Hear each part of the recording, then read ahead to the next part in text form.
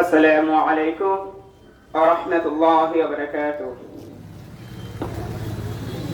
الحمد لله الذي في الخبير العالم بالظاهر وما يكنه الضمير له الحق والأمر وهو على كل شيء قدير. أما بعد فأعوذ بالله من الشيطان الرجيم. بسم الله الرحمن الرحيم. وقاتلوهم حتى لا تكون فتنة ويكون الدين لله. صدق الله العظيم.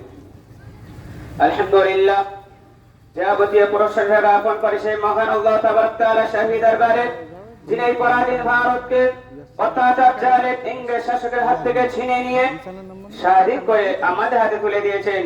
তাই সকলে নিজ জবান থেকে উচ্চ আওয়াজে শুকরিয়া শরীফ বলে আলহামদুলিল্লাহ।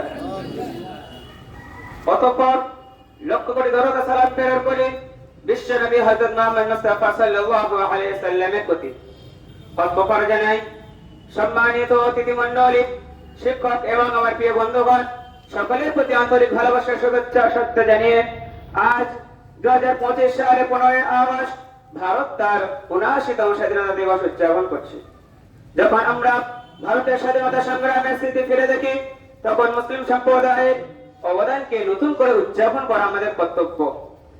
এই সংগ্রাম শুধুমাত্র অতীতের গল্প নয়, বরং বর্তমান সময়ে আমাদের ঐক্য, সহনশীলতা ও জাতীয় চেতনা প্রেরণা। মুসলিম সম্প্রদায়ের ত্যাগ অবদানকে মনে করিয়ে দেয় যে ভারতবর্ষের স্বাধীনতা ছিল সকল সম্প্রদায়ের সম্মিলিত স্বপ্ন। আজ আমি আপনাদের সম্মুখে ভারতের স্বাধীনতা সংগ্রামে এক গৌরব উজ্জ্বল অধ্যায় নিয়ে আলোচনা করতে এসেছি। ভারতের স্বাধীনতা কোন এক সম্প্রদায় বা গোষ্ঠীর অবদানে অর্জিত হয়নি। হিন্দু, মুসলিম, শিখ, খ্রিস্টান সমস্ত ধর্মের মানুষ কাঁধে কাঁধ মিলিয়ে সাম্রাজ্যবাদী ব্রিটিশ শাসকের বিরুদ্ধে লড়াই করেছে। বিশেষ করে মুসলিম সম্প্রদায়ের ত্যাগ অবদান অপরিহার্য। সম্মানিত অতিথি মণ্ডলী, আমরা সকলেই জানি 1601 খ্রিস্টাব্দে ইংরেজি সম্রাট ব্যবসা করে তিনি ভারতবর্ষে প্রবেশ করেছিলেন। সেই সময় ভারতবর্ষের বাদশাহ ছিলেন বাদশাহ জাহাঙ্গীর। বাদশাহ জাহাঙ্গীর তাদের মনোভাবনা বুঝতে পেরে তাদেরকে ব্যবসা করার অনুমতি দিয়েছিলেন এবং তাদের উপর সুধারণা রেখে এক ইংরেজের হুকুমতে 500 বর্গ মিটার জমি নাশ করেছিলেন। তার যেই রকম বিশ্বাসঘাতক বেঈমান নামক হারাম ছিল তা বাদশাহ জাহাঙ্গীর জানতেন না। ক্রমশ তার আস্তে আস্তে ভারতবর্ষকে কব্জা করতে আরম্ভ করে দিল। 1740 খ্রিস্টাব্দে আর 1757 খ্রিস্টাব্দে 23 জুন পলাশী যুদ্ধে নবাব সিরাজউদ্দৌলাকে পরাজিত করে সাম্রাজ্যবাদী ব্রিটিশ অধিক শক্তির অধিকারী হয়। এইভাবে তারা ভারতবর্ষকে আপন অধীনে করে নিল। তারপর ভারতবর্ষের মানুষদের প্রতি নির্যাতন, অন্যায়, অবিচার, অত্যাচার শুরু করেছিল। আর ভারতবর্ষের মধ্যে ঘোষণা করেছিল যে ভারতবর্ষের মানুষ জন্মগত হিসেবে ভারতীয়, তাদের ওঠা বসা, নিয়ম নীতি, কৃষ্টি কালচার হিসেবে হবে ব্রিটিশ শাসকের। অর্থাৎ ভারতবর্ষের মানুষদেরকে ভারতীয় স্বাধীনতা দেওয়া হবে না। সেই চ্যালেঞ্জের মোকাবেলা করতে বিশ্ববিখ্যাত পণ্ডিত দার্শনিক, ভারতের গৌরব হযরত মাওলানা শাহ ওলিউল্লাহ রাহমাতুল্লাহ আলাইহির সুযোগ্য পুত্র শাহ আব্দুল আজিজ দেহলভী রাহমাতুল্লাহ আলাইহি উচ্চ কণ্ঠে ফতোয়া ঘোষণা করলেন যে আমরা পরাধীনতার বিরুদ্ধে স্বাধীনতার উদ্দেশ্যে জিহাদ করা আমাদের নৈতিক ধর্মনৈতিক কর্তব্য। তখন থেকে শুরু হয়ে যায় সাম্রাজ্যবাদী ব্রিটিশ শাসকের বিরুদ্ধে লড়াই। তাই 1757 খ্রিস্টাব্দে ভারতের বিখ্যাত বুজুর্গ হাজী ইমদাদুল্লাহ মুহাজির মুক্কি রাহমাতুল্লাহ আলাইহি নেতৃত্বে মাওলানা কাসিম নানাতুতি রাহমাতুল্লাহ আলাইহি, হযরত মাওলানা রশিদ আহমদ গাঙ্গুলি রাহমাতুল্লাহ আলাইহি, হাফিজ জামি রাহমাতুল্লাহ আলাইহি প্রমুখ বুজুর্গ সময়ের ময়দানে সাম্রাজ্যবাদী ব্রিটিশ শাসকের বিরুদ্ধে লড়াই করে তাদের তোপ, কামান, অস্ত্রশস্ত্র ছিনে নিয়েছিলেন। তাই ওই সময় ব্রিটিশ শাসক ঘোষণা করেছিল যে সমস্ত মুসলমানের মাথার মধ্যে টুপি, পরনে লম্বা জামা, মুখের মধ্যে দাড়ি, তাদেরকে তাদের ফাঁসির ধারিতে ঝুলিয়ে দাও। তাই ওই সময় ইংরেজি প্রশাসন 1-2 সপ্তাহের মধ্যে 2 লক্ষ মুসলমানকে ফাঁসির দাড়িতে ঝুলিয়েছিলেন। ওই সময় দিল্লি শহরে 500 উলামাকে ফাঁসির দাড়িতে ঝুলতে হয়েছিল। মিস্টার টমসন তার জীবনীতে লিখেছেন, দিল্লি চাঁদনির চক্কর থেকে নিয়ে খাইবার পর্যন্ত একটি সড়ক চলে গিয়েছে। তার দুই পাশে এমন একটি কোনো গাছ ছিল না যাতে কোনো আলেম ওলামাকে ফাঁসি দেওয়া হয়নি। সাম্রাজ্যবাদী ব্রিটিশ আলেম ওলামা সমাজকে নির্মূল করে দিয়েছে আর মাদ্রাসা মসজিদগুলোকে ভেঙে চূর্ণ বিচূর্ণ করে দিয়েছে। তার কয়েক বছর পরে অর্থাৎ স্বাধীনতার পূর্বে হুসাইন আহমদ মাদানী রাহমাতুল্লাহ আলাইহি সাম্রাজ্যের ব্রিটিশ শাসকের বিরুদ্ধে ফতোয়া জারি করলেন যে সাম্রাজ্যবাদী ব্রিটিশকে কোন রকম সাহায্য করা হারাম, তাদের অধীনে চাকরি করা হারাম। এর কারণে ব্রিটিশ শাসক হুসাইন আহমদ মাদানী রাহমাতুল্লাহ আলাইহিকে গুলির অর্ডার করে। তার কয়েকদিন পরে করাচিতে একটি বিশাল প্রকাশ্য সমাবেশ দেখা হয়েছিল, যে সমাবেশে হিন্দু, মুসলিম, শিখ, খ্রিস্টান সমস্ত ধর্মের মানুষ কম বেশি কয়েক লক্ষ জনগণ সমাবেশ হয়েছিলেন। সকলে জানতেন এই সমাবেশে হুসাইন আহমদ মাদানী রাহমাতুল্লাহ আলাইহি উপস্থিত হতে পারবে না, কেননা অত্যাচারী ইংরেজ শাসকের তরফ থেকে হুসাইন আহমদ মাদানী রাহমাতুল্লাহ আলাইহিকে গুলির অর্ডার করা হয়েছে। কিন্তু দেখা গেল সমাবেশ শুরু হওয়ার আগে হুসাইন আহমদ মাদানী রাহমাতুল্লাহ আলাইহি জানের পরোয়া না করে সঙ্গে কাফনের কাপড় নিয়ে কবিতা পড়তে পড়তে মঞ্চের মধ্যে উঠে গেল। এই দেখে সমস্ত মানুষ অবাক হয়ে গেলেন।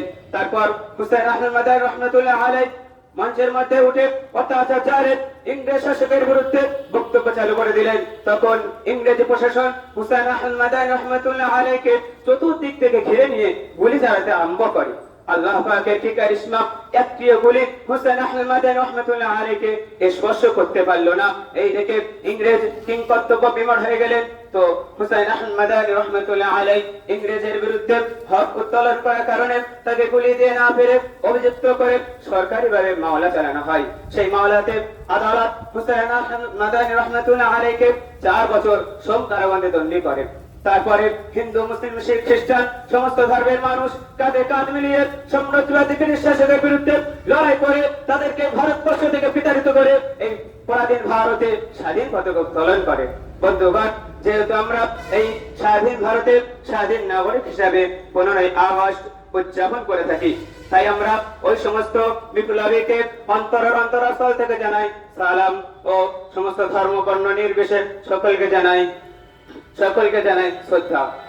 কিন্তু বড় দুঃখের বিষয়, বড় পরিতাপের বিষয়, যারাই এই দেশকে স্বাধীন করার জন্য নিজের বিবিকে বিবাহ করেছিলেন, নিজের সন্তানকে এতিম করেছিলেন, নিজের বুকের টাটকা তাজা রক্ত দিয়ে ভারতবর্ষের মাটিকে রঙিন করেছিলেন, আজ যদি ভারতবর্ষের মাটি নিগ্রহ যায় তাদের টাটকা তাজা রক্ত আজ টবে টবে পড়বে। কিন্তু বর্তমান ইতিহাসের পাতায় তাদের নাম দেওয়া নেই, তাদের নাম খুঁজে পাওয়া যায় না। তাই আমি ওই সমস্ত ঐতিহাসিকদেরকে বলতে চাই, তোমরা যতই এই সত্য ইতিহাসকে মিথ্যা ইতিহাস দিয়ে ঢাকা রাখতে চাও না কেন, তা কখনো পারবে না। কেননা বিশ্বনবী সোনার জমানে জানিয়ে গিয়েছেন, আল হাক্কু নূরুন ওয়াল কুফরু বাতিলুম বাতিলুম বাতিলুম ওয়াল কুফরু যুলমা। সত্য হচ্ছে উজ্জ্বল দিবালোকের নাই, আর মিথ্যা হচ্ছে অন্ধকার ও মানুষের নাই। অন্ধকার জীবনে দিবালোককে গ্রাস করতে পারে না, কিন্তু দিবালোক অন্ধকারকে গ্রাস করে নাই। তাই তোমরা যত এই সত্য ইতিহাসকে মিথ্যা ইতিহাস দিয়ে ঢাকা রাখতে চাও না কেন, তা কখনো পারবে না। একদিন না একদিন এই সত্য ইতিহাস প্রকাশ হবেই হবে ইনশাআল্লাহ।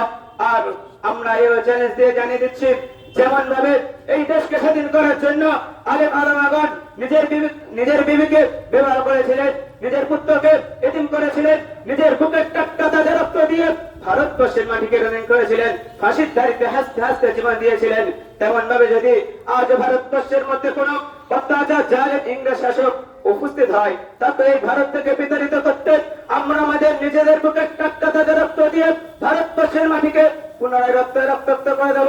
তবে এই ভারতবর্ষের মধ্যে কোন অত্যাচার জালেম ইংরেজ শাসকের প্রশ্রয় দিচ্ছি না, দেব না। কেননা इधर की सोशल जिंदगी से शेर की एक दिन जिंदगी बेहतर है।